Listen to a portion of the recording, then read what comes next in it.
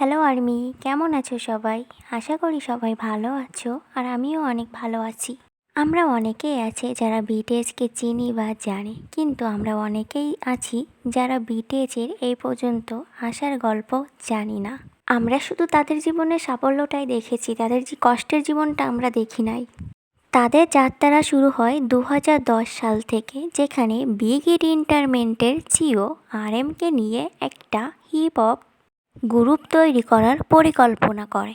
আর 2013 সালে BTS big hit entertainment কোম্পানির অধীনে আত্মপ্রকাশ করে। 7টা ছেলেকে নিয়ে গঠিত হয় একটি গ্রুপ, যার নাম হয় বাংতান সোনেওদান, অর্থাৎ পড়ে যেয়ে উঠে দাঁড়ানো। 7 ছেলের এই গ্রুপকে আমরা বাংতান বয়েজ নামেও চিনি, আবার আমরা বিটিএস বলেও তাদের চিনি। তাদের এই যাত্রাটা কিন্তু সহজ ছিল না।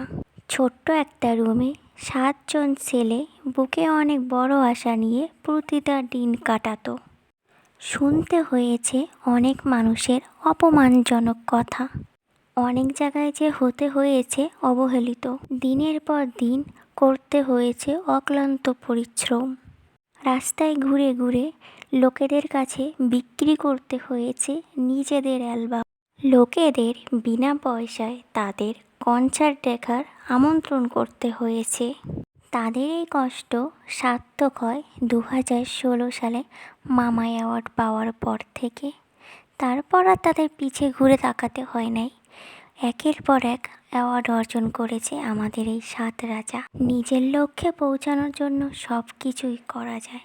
তোমার লক্ষ্য রাখতে হবে, তুমি নিজের স্বপ্নটা পূরণ করবে। কিভাবে পড়ে যেয়ে উঠে দাঁড়াতে হবে। আমাদের 7 রাজা তাদের লক্ষ্যে পৌঁছেছে তাদের আত্মবিশ্বাস, কঠোর পরিশ্রম দিয়ে। আমাদের 7 রাজার জীবনের গল্প শুনলে যে কোনো মানুষের চোখে পানি এনে দেবে। আমার আজকের ভিডিওটি এই পর্যন্ত।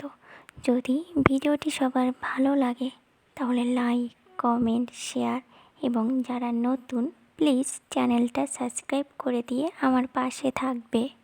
ধন্যবাদ সবাইকে এত ধৈর্য ধরে আমার পুরো ভিডিওটি দেখার জন্য। দেখা হবে নেক্সট কোনো ভিডিওতে। ততক্ষণ সবাই ভালো থাকবে। Bye bye.